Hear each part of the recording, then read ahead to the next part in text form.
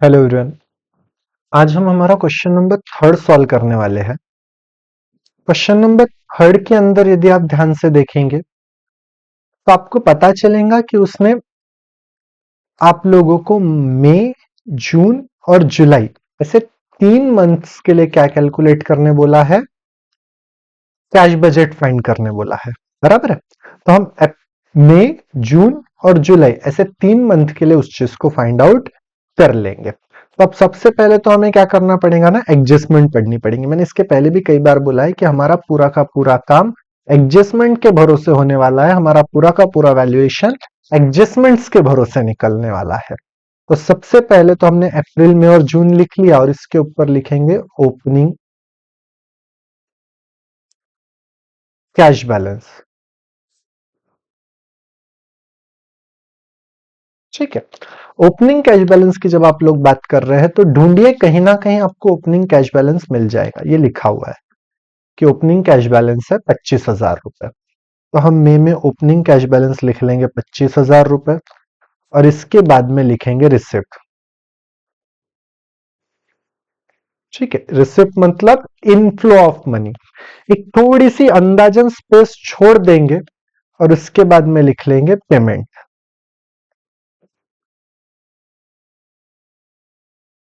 ठीक है। अब यहां से दिख जाता है, एक पर सेल्स ही है जिसका पैसा मिल रहा है। तो सेल्स में दो ही चीजें, या एक तो कैश सेल्स और दूसरा कलेक्शन, इसलिए हमने अंदाजन 2-4 लाइन छोड़ दी और पेमेंट लिख लिया। अब एक एक एडजस्टमेंट पढ़ना शुरू करो। 20% of the sales is in cash. तो 20% इस मंथ में जितना भी बिकता है वो कैसा है, कैश सेल्स है।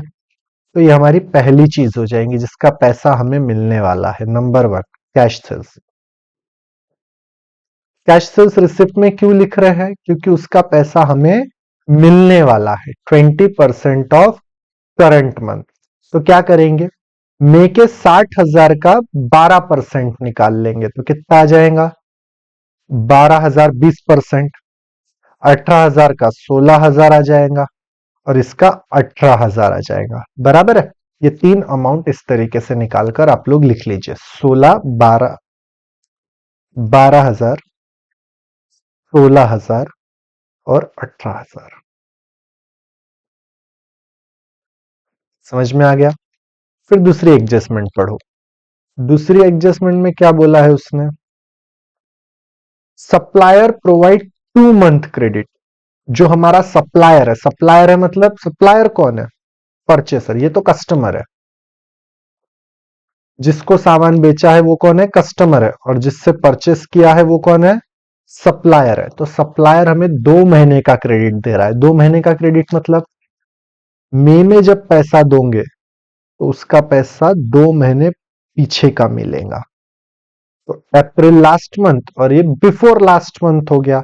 और मई में जो सामान खरीदोगे 2 महीने की उधारी की क्रेडिट मिल रही है, तो 2 महीने बाद पैसा दोगे ना। तो मई का पैसा कब दोगे, जून में। मतलब 100% ऑफ बिफोर लास्ट मंथ। कैसा लोगे, 100% ऑफ बिफोर लास्ट मंथ। तो मई से 2 महीने पीछे चले जाओ, मार्च। ये 30,000, 32,000 और 35,000। ये 30,000 की पेमेंट होंगी मई में, 32 की होंगी जून में और 35 की होंगी जुलाई में। आ गई बात ध्यान में। तो आपको ये तीन अमाउंट आपके काम की है, 30, 32 और 35, जो आप लिख लेंगे। नंबर वन, क्रेडिटर 32,000, 30,000 है ना, 30, 32 और 35 है। 30,000, 32,000 और 35,000। नेक्स्ट एडजस्टमेंट पढ़ो। जब बात नेक्स्ट एडजस्टमेंट की है तो उसमें क्या बोला है, wages and all other expenses are paid in the month following the one. Following का मतलब होता है नेक्स्ट मंथ में पैसा दोगे। मतलब इस मंथ में जो पैसा मिलेगा वो लास्ट मंथ का मिलेगा। तो 100% लास्ट मंथ का। कि wages and all other expenses, तो ये वेजेस, ये फैक्ट्री एक्सपेंसेस, ये ऑफिस एक्सपेंसेस और ये सेलिंग एक्सपेंसेस, इन सभी की पेमेंट 100% लास्ट मंथ के फॉर्मूले पे की जाएंगी। मतलब जब आप बात मई की कर रहे हैं तो आपको शुरू कहां से करना पड़ेगा?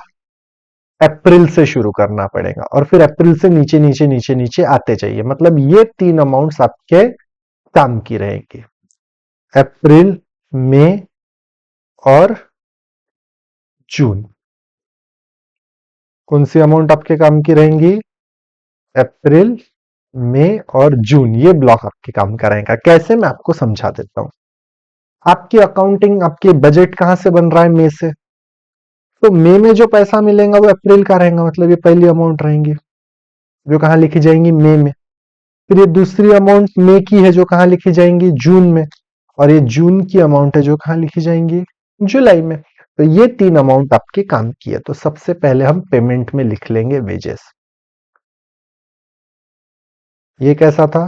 100% बिफोर लास्ट मंथ। और ये कैसा है? 100% लास्ट मंथ। तो लास्ट मंथ में ये पकड़ लो और इसके नीचे नीचे आते जाओ, मतलब एक पहली वैल्यू बराबर पहचानो। अगर आपकी पहली डिजिट बराबर है 6500, तो फिर उसके नीचे की और फिर उसके नीचे की वैल्यू लिखनी है, बराबर है? 6500, 7000 और 9000 हो गई ये तीन वैल्यू। फिर फैक्ट्री एक्सपेंसेस लिखेंगे 5500, number two, factory expenses 100% last month. क्या है फैक्ट्री एक्सपेंसेस? 5500, 6000, 5500, 6000 और 7500, ये हो गई टर्म। फिर आ जाता है ऑफिस एक्सपेंसेस, एक दो तीन, ये चार number office expenses, same 100% last month. तो चार चार चार, कोई भी ले लो, एक ही अमाउंट है, 4000, 4000 और ये 4000। उसके बाद में 3500 का एक है सेलिंग एक्सपेंसेस के। तो नंबर 5, सेलिंग एक्सपेंसेस। क्या बोला सेलिंग एक्सपेंसेस के बारे में? तीन, 3500 और 4500, ये 3000, ये 3500, ये 4500, हो गई टर्म खत्म। The company pay dividend to shareholder, company ने क्या किया? पे किया, मतलब पेमेंट है। काय का? डिविडेंड का 10,000 और बोनस का 15,000। पहला नाम पहली अमाउंट, दूसरा नाम दूसरी अमाउंट, ठीक है। In respect of the month of May, कौन से महीने में पेमेंट कर रहे हैं हम लोग? मई में। तो हम अमाउंट भी सिर्फ मई में ही लिखेंगे। पहला डिविडेंड का 6 नंबर पे और 7 नंबर पे बोनस। डिविडेंड कितने का है? 10,000 का और बोनस कितने का है? 15,000 का। अच्छा, ये पेमेंट मई में हो रही है तो सिर्फ मई में ही लिखेंगे, बाकी किसी भी मंथ में लिखने की जरूरत नहीं है। उसके बाद में प्लांट खरीदा गया है जो कब आने वाला है? जून में, और उसके 80,000 रुपए आप लोग जून में ही पे करने वाले हो। तो नंबर 8 पे आप पेमेंट करोगे प्लांट की 80,000, जो कब पेमेंट करोगे? सिर्फ जून में, जिस दिन वो प्लांट आएगा उस दिन। और 9th नंबर पे आ जाता है इनकम टैक्स, जो कब पेड हो रहा है? जुलाई में। तो 9th नंबर पे लिखेंगे इनकम टैक्स 25,000 का, जिसकी पेमेंट जुलाई में हो रही है, इसलिए जुलाई में ही 25,000 लिखे जाएंगे। आ गई बात ध्यान में? इस तरीके से आप एक टर्म लिख लेंगे। आगे कहीं पर भी कुछ बोला है क्या? नहीं बोला है, लेकिन इस पहली एडजस्टमेंट को अगर ढंग से पढ़ो तो एक चीज छूट रही हाथ से। 20% of the sales is in cash, ये तो लिख दिए। And remaining is collected in the month following the sales, मतलब नेक्स्ट मंथ, जिस महीने में तुमने सामान बेचा है, बचे हुए रिमेनिंग, मतलब जो 80% बचे हैं उसको फॉलोइंग मंथ में, मतलब नेक्स्ट मंथ में मिलेंगे, मतलब 80% लास्ट मंथ हो गया। तो अब आप लोगों को यहाँ पे नंबर 2 पे कलेक्शन लिखना पड़ेगा। क्या फॉर्मूला लगेगा? 80% ऑफ लास्ट मंथ। तो क्या कीजिए, डिजिट उठा लीजिए, हमारे काम के जितने भी है उतने। ये सेल्स है, अप्रैल, मई और जून, क्योंकि अप्रैल का पैसा मई में, मई का पैसा जून में और जून का पैसा जुलाई में मिलेगा। कैसा? 90% का। तो 56,000 का 90% निकाल लेंगे तो वो आ जाएगा 90 की 80% क्योंकि 20 कैश में, तो वो कितना आ जाएगा? 44,800। फिर 60,000 का 40% निकालो तो 48,000 आ जाएगा। और लास्ट में 80,000 का निकाल लो तो वो आ जाएगा 64,000। और अब यहां पे इसकी टोटल ले लो।